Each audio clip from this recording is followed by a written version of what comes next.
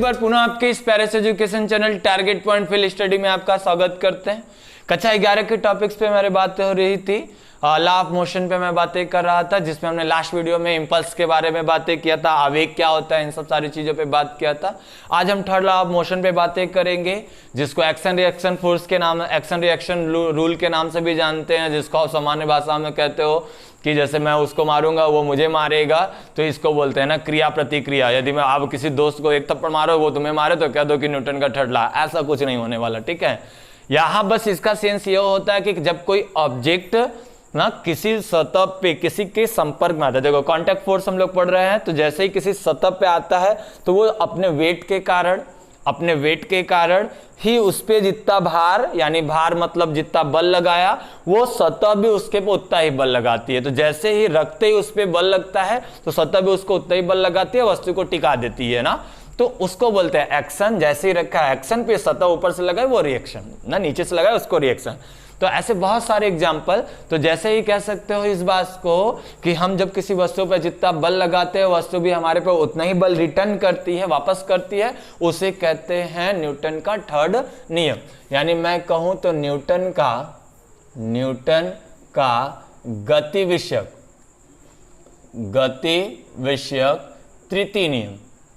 तृतीय नियम। बात को समझो ध्यान से।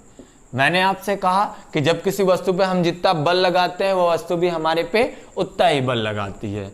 तो उस बात को मैं इस तरीके से पकड़ रहा कि यदि हम किसी वस्तु पे जितना बल लगा रहे हैं, जब किसी वस्तु पे जितना बल लगा रहे हैं वो वस्तु भी हमारे पे समान, जितना मैंने बल लगाया उतना ही बल वो मेरे पे भी लगा रही ना, लेकिन दोनों का डायरेक्शन अलग अलग है। जैसे मैंने कहा एक ऑब्जेक्ट को इसके ऊपर रखा, तो ये ऑब्जेक्ट सतह पे जैसे ही मैंने रखा तो यहाँ पे देखो ये इस पे नीचे की तरफ लगा रहा होगा, क्या mg लगा रहा, अपने वेट को लगा रहा होगा।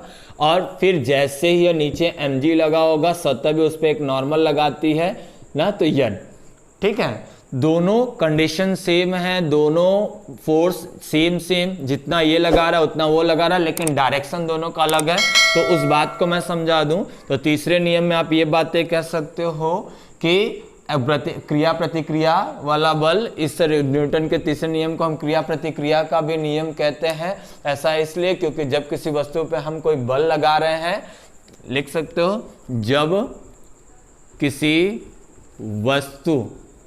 वस्तु द्वारा किसी दूसरी वस्तु पर बल लगाया जाता है, तो दूसरी वस्तु भी पहले वस्तु पर उतना ही बल लगाती है विपरीत दिशा में। ऐसा समझो, दिशा में एक ऑब्जेक्ट इस पे बल लगा रही है, ये ए और ये बी इस पे एक बल लगा रही, तो हम लिखेंगे FAB। मैग्नीट्यूड के मामले में दोनों सेम होंगे, तो वेक्टर ऑफ ए, अब ये आपका हो जाएगा बी इस पे लगा रहा है तो ये हो जाएगा वेक्टर BA। तो ये स्थिति है इसकी, ठीक है, ये इसकी स्थिति है। ये इस पे बल लगा रहा है तो वो तुरंत इस पे इतना ही बल लगा रही है, दोनों समान बल लगा रहे हैं, डायरेक्शन वाइज अलग है, ये इधर लगा रहा है वो इधर लगा रहा है। तो आप इसको मैग्नीट्यूड के मामले में देखें तो AB मॉड ऑफ AB, और यहाँ पे क्या, अब देखो इसी को इधर लाओ, मॉड ऑफ, चलो इधर देखो, इसको इधर लाओ तो वेक्टर AB प्लस क्या हो जाएगा FABA इक्वल टू क्या हो जाएगा 0। तो यानी इसका मतलब कि थर्ड लॉ हमको यह कहता है कि किसी ऑब्जेक्ट पे लगने वाला बल, नेट बल क्या होगा 0, यदि आपका एक ही डायरेक्शन के साथ हो रहा हो। यानी मैं ऐसे लगाया वो इसे लगा रहा है तो नेट बल का मान कितना हो जाएगा 0 हो जाएगा। तो FAB बराबर क्या होगा FBA इक्वल टू कितना होगा 0। यही आपका क्रिया प्रतिक्रिया का नियम है। इसमें बहुत सारी चीजें आपको देखने को मिलती है। जैसे मैं आपको कहूँ तो इसमें एप्लीकेशंस भी मैं धीरे धीरे एप्लीकेशंस को यूज होगा, जिसमें से कुछ एप्लीकेशंस को मैं आज यूज करूंगा, ऐसे ही धीरे धीरे और भी एप्लीकेशंस को लेके भी आऊंगा। तो अभी मैं कुछ एप्लीकेशन का डिस्कस करूंगा। तो यहाँ देखो, इस पे इसके एग्जाम्पल को, जैसे पैदल चलना, जैसे हम एक पैर उठाते हैं तो दूसरा पैर ऑटोमेटिक उठता है। तो ये देखो एक तरह एक्शन होता है, दूसरा सतह उसको क्या करता है, दूसरे वाले को फोर्स लगाता है, उठाने का प्रयास करता है। तो ये देखो एक तरफ से एक पैर यहाँ से देखो एक पैर यहाँ से उठा के ऐसे रखा, तो जब आगे बढ़ रहा तो ये उठ रहा है, यानी मतलब जैसे यहाँ बल लगाया ये ऐसे उठा, मतलब जैसे यहाँ लगा ये उठा, यानी जितना बल यहाँ लगा उतना ये उठा। ये होता है इस तरीके का, जैसे बंदूक से गोली मारने पे वो पीछे की तरफ आता है, तो जितना बल आगे की तरफ लगा उतना ही कहाँ आ रहा है, पीछे की तरफ आ रहा है। तो बग्गी द्वारा घोड़े द्वारा बग्गी को खींचना, तो जैसे बग्गी आगे बढ़ती है, घोड़ा आगे की तरफ चलता है, बग्गी थोड़ी से पीछे चली जाती है। तो ये सब एग्जाम्पल है न्यूटन के स्थिति नियम का। तो इसका सीधा सा कॉन्सेप्ट आप अपने पास रखें कि जब किसी वस्तु पर हम जितना बल लगाते हैं वह वस्तु भी हमारे पर उतना ही बल लगाती है। इस बात को और भी, जैसे मान लो कोई रस्सी बांध के, अब इस रस्सी को कोई बंदर पकड़ के ऐसे लटका है ना, अब इस बंदर पकड़ के लटका, तो जैसे ही उस रस्सी को पकड़ा वो रस्सी भी उसको ऊपर की तरफ खींचेगी, जिससे उसमें क्या हो जाएगा, टेंशन आ जाएगा, तनाव आ जाएगा। तो वो देखो एक को रस्सी, जैसे ही रस्सी पकड़ कैसे खींचेगा, तो अब रस्सी भी उसको कहाँ करेगी, ऊपर की तरफ खींचेगी। तो ये आपका हो जाएगा एक्शन, जैसे वो उसको पकड़ा वो हो गया एक्शन, रस्सी उसको ऊपर की तरफ खींची वो हो जाएगा रिएक्शन। तो ये आपका हो गया एक्शन और रिएक्शन। इसको नॉर्मल भाषा में और कक्षा में हम लोग बहुत बार इसको यूज करते हैं, मजाक में लेते हैं, मजाक में कहते हुए, जैसे कहते हैं वो उनको मारा है वो फिर उसको मारा है, तो इसको कहते हैं न्यूटन का तृतीय नियम। ऐसी सब चीजें नहीं, जब कॉन्टेक्ट में आती है तब, यानी जैसे कि यहाँ पे ये रखा है तब के लिए, ठीक है। तो अब इन सब चीजों को यूज करके, तो ये आपका रहा न्यूटन का तीसरा नियम, ठीक है। तो अभी मैं कुछ एप्लीकेशंस पे बात करूंगा जहां पे एक्सीलरेशन आपको निकालने होते हैं, उन सब चीज़ों पे, ठीक है। तो आइए कुछ का एक्सीलरेशन निकालते हैं और फिर धीरे धीरे ऐसे ही एक्सीलरेशन हम निकालते रहेंगे। तो अब मैंने आपको कॉन्टैक्ट फोर्स के 4 ऑप्शन को मैंने बताया था, 4 सेक्शन को हमने बताया था ना। कांटेक्ट में हम लोग के 4 प्रकार के, जिसमें टेंशन को हम लोग पढ़े थे, रिएक्शन फोर्स को पढ़े थे, और रिएक्शन फोर्स के बारे में बातें किया था, स्प्रिंग फोर्स के बारे में, और फ्रिक्शन। तो स्प्रिंग और फ्रिक्शन अभी तो नेक्स्ट चैप्टर में आने वाला। आज 2 चीज़ों पे मैं डिस्कस करूंगा, जिसमें आपका आ जाएगा क्या, नॉर्मल यानी रिएक्शन फोर्स, और एक पे टेंशन पे बातें करूंगा। चलो सबसे पहला जिसको हम देखो, सबसे पहले बात यह कि एक आपको फ्री बॉडी डायग्राम भी बनाने आना चाहिए। फ्री बॉडी डायग्राम बनाने का जो नियम होता है, सबसे पहले जो मास होता है उस मास को हम कंसीडर कर लेते हैं पॉइंट मास में, यानी उसको पॉइंट मास में कन्वर्ट करेंगे। आप कन्वर्ट करने के बाद उस पर ऑल फोर्सेस को शो करेंगे, ठीक है, ये एक फंडे के साथ। तो जैसे देखो उसमें पहला सेक्शन में आपसे ले रहा हूँ कि मैंने एक सतह पे एक ब्लॉक को रखा, ठीक है, एक ब्लॉक लिया जिसका मास कह रहा है m ना, जैसे इसका मास कह रहा हूँ m, तो मैं पूछ रहा हूँ इसका एक्सेलरेशन बताइए, ए फाइंड आउट करिए। तो देखो वस्तु को जब इससे ऊपर रखा है तो मैं कह रहा हूँ इसका एक्सेलरेशन बताइए या इस पे नेट बल बताइए। पूछ रहा हूँ कि एफ नेट की वैल्यू बताइए कितना होगा। ये 2 चीज़ें मैंने इस क्वेश्चन में पूछा। तो देखो सबसे पहले जैसे ही किसी वस्तु को सतह पे रखा, इसका हम क्या बनाएंगे, फ्री बॉडी डायग्राम बनाएंगे। तो जैसे ही किसी वस्तु को इसकी सतह पे रखा, तो देखो फ्री बॉडी डायग्राम के लिए सबसे पहले इस पूरे मास को क्या मान लेंगे, पॉइंट मास मान लेंगे बिंदु का। फिर उसके बाद देखेंगे उस पर कितने बल लग रहा है। तो देखो ये इसके द्वारा नीचे एक बल लग रहा है, वो क्या लग रहा है, mg लग रहा है। और जैसे ही इस पे रखा, सतह भी उस पर नॉर्मल लगा रही है ऊपर की तरफ, तो इसको बोलते हैं रिएक्शन फोर्स। तो यहाँ देखो ये जितना लग रहा है नीचे उतना ही वो ऊपर लगा रहा है, जिसके कारण वस्तु पड़ी हुई है।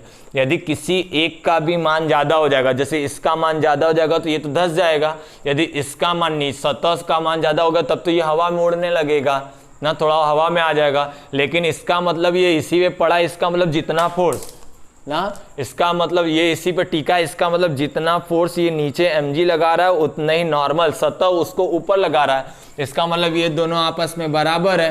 तो मैं आपसे बातें करूं एफ नेट, तो F net equal to 0, F net बराबर क्या हो जाएगा, m इंटू ए। तो नेट फोर्स इस ऑब्जेक्ट पे कितना लग रहा है, 0, तो 0 बराबर m इंटू ए। तो यानी एफ नेट की वैल्यू कितनी हो गई हमारे पास, 0। एक्सेलरेशन भी क्या हो जाएगा, 0, वो कहीं जाएगा नहीं। तो ए बराबर भी क्या हो जाएगा, 0। मास तो कभी 0 होगा नहीं, मास कभी 0 होगा नहीं। तो चलो अब दूसरी केस को भी देख लेते हैं। यदि मैं किसी ऑब्जेक्ट को, इस ब्लॉक यानी कि ऑब्जेक्ट रखा और इसको मैं एफ बल से खींच रहा हूँ, एफ बल से खींच रहा हूँ, तब मैं पूछ रहा हूँ एक्सेलरेशन, इधर की तरफ खींच रहा हूँ, ध्यान देना। जैसे मैं इधर की तरफ खींचूंगा तो एक्सीलरेशन, यानी अब ये इधर की दिशा में गति करेगा। देखो इसकी फ्री बॉडी डायग्राम की मैं बातें करूँ तो देखो पहले कंसीडरिंग पॉइंट मास, फिर इस पे मैं शो ऑफ ऑल फोर्सेस, पहले देखे पूरे फोर्स को शो करेंगे। तो इस पर एक फोर्स कहाँ लग रहा है, एक नीचे की तरफ लग रहा है mg, एक ऊपर की तरफ लग रहा है क्या, नॉर्मल, और यहाँ पे मैं इसको F बल से खींच रहा हूँ। F बल से क्या हो रहा है, खींच रहा है। तो अब देखो ये वाला तो दोनों आपस में बराबर है, क्योंकि वस्तु ना तो नीचे जा रही है ना ऊपर जा रही है, बस घसक के नीचे जा रही, यानी इसको ऐसा हो रहा है। यहाँ पे ये है तो मैं इसको पकड़ के खींच रहा हूँ, ध्यान से देखो, पकड़ के इसको तो ऐसा हो रहा है। मैं रखा हूँ तो नॉर्मल कहाँ लग रहा है, ऊपर, mg कहाँ लग रहा है, नीचे, तो ये देखो उसी जगह पड़ा है ये वाला। अब इसको पकड़ कर खींच रहा हूँ तो देखो एक्सेलरेट हो रहा है। तो कौन सा फोर्स एक्सेलरेशन में इसके उपयोगी होगा उस बात को देखेंगे। तो F नेट निकालेंगे तो F नेट बराबर हो जाएगा m इंटू ए, क्योंकि इसका मास कितना है m। तो F नेट इस पे कितना लग रहा है, देखो ये तो जीरो होगा, एक दूसरे के प्रभाव को डिस्ट्रॉय कर दिए, बल यही लग रहा है। तो F बराबर m इंटू ए, तो A बराबर हो जाएगा F बाई कितना हो जाएगा m। तो ये हो गया इसका ये। और कैसे इसको समझते हैं, थोड़ी बातों को और समझते हैं।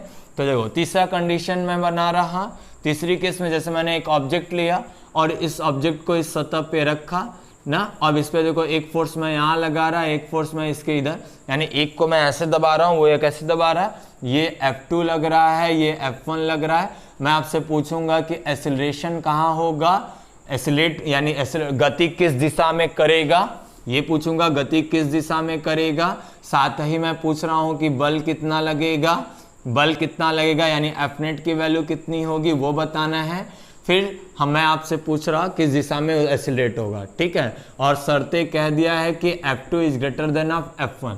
देखो सबसे पहली बात कि देखो शर्त कह रहा है F2 का मान ज़्यादा है, तो F2 का मान ज़्यादा मतलब इससे इधर मैं ज़्यादा ढकेल रहा हूँ और F1 का कम है। ऐसा एग्जांपल समझ लो, जैसे मैं 10 न्यूटन का बल लगा के इसको ढकेल रहा हूँ और वो वाला मेरे तरफ उल्टा ढकेल रहा है 2 न्यूटन से।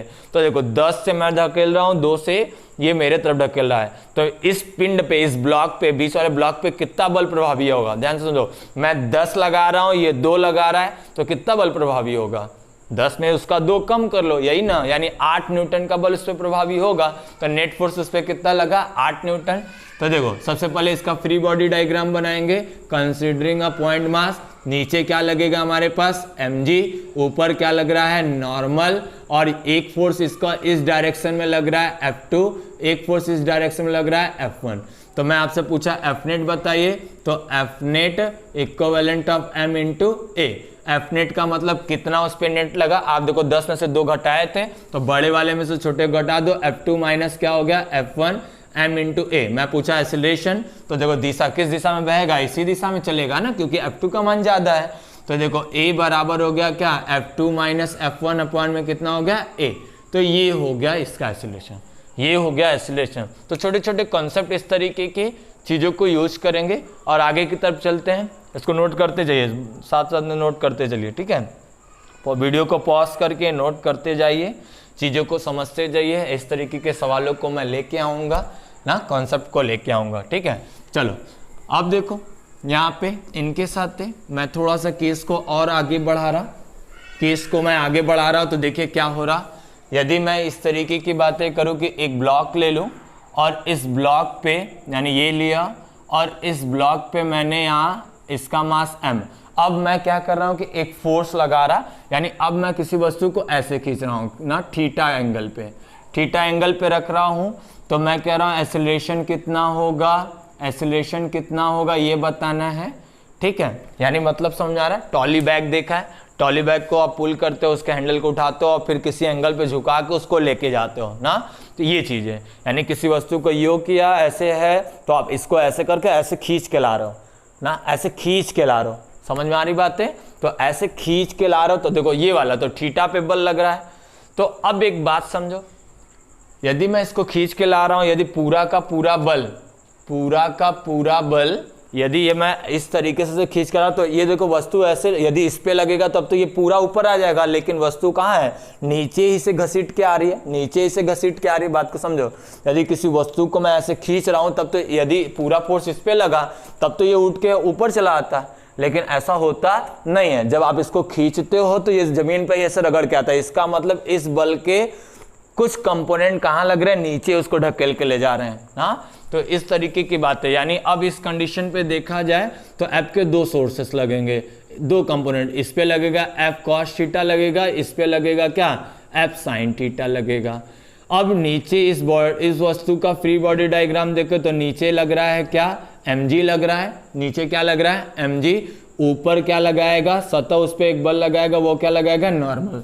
नॉर्मल के अलावा इसका भी एक फोर्स लग रहा है, वो क्या लग रहा है, एफ साइन थीटा। ये दोनों ऊपर की तरफ लग रहे हैं और दोनों मिलकर इसको कवर कर रहे हैं ना, mg को कवर कर रहे हैं। क्योंकि अब बल आप ऐसे लगा रहे हो, दोनों मिलकर यदि कवर नहीं करेंगे, यदि दोनों आपस में बराबर नहीं होंगे तो इस कंडीशन पे यदि इसका मान भी अधिक होगा तो वस्तु ऊपर चला जाएगा, यदि इसका मान कम अधिक हुआ तो ये नीचे चला आएगा। तो इस बात को ध्यान रखिएगा।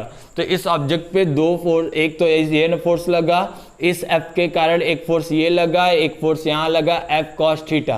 तो यदि मैं आपसे कहूँ तो यहाँ पे N plus F N plus क्या हो जाएगा, एफ साइन थीटा बराबर किसके हो जाएगा, mg। तो एक केस तो ये हो गया, एक केस ये हुआ।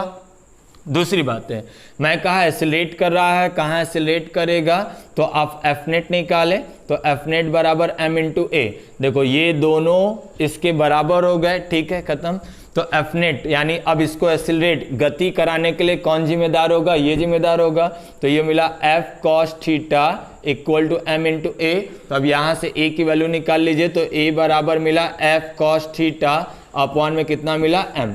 तो ये आपका होगा एक्सीलरेशन, ये आपका होगा एक्सीलरेशन। इस सभी चीज़ों को आपको ध्यान में रखना है। अभी थोड़ा एक केस और कॉम्प्लिकेटेड करूंगा थोड़ा सा, और फिर बाकी चीज़ों को मैं आगे वाले आने वाले सभी वीडियो में भी डिस्कस करूंगा। एक चीज़ और मैं डिस्कस कर लूँ, यदि मैंने दो ब्लॉक रखे तब क्या होगा, यदि मैं दो ब्लॉक रखूँ तब क्या होगा। जैसे मैं ऐसी बातें करूँ ना, और भी वैरायटियाँ हैं, उन सारी वैरायटियों को मैं धीरे धीरे आपको खिलाने वाला। तो यहाँ देखो, दो ब्लॉक ले लिया, एक का मास m2, इनको एक रस्सी से बांध दिया, एक का मास हो गया m1, इसको मैं F बल से खींच रहा हूँ ना, F बल से खींच रहा हूँ ना, ये चीज़ें। तो मैं पूछूं कि एक्सीलरेशन कितना होगा, A का मान कितना होगा, ये बताना है हमें। तो एक बातें समझो, नॉर्मल सी बातें समझो।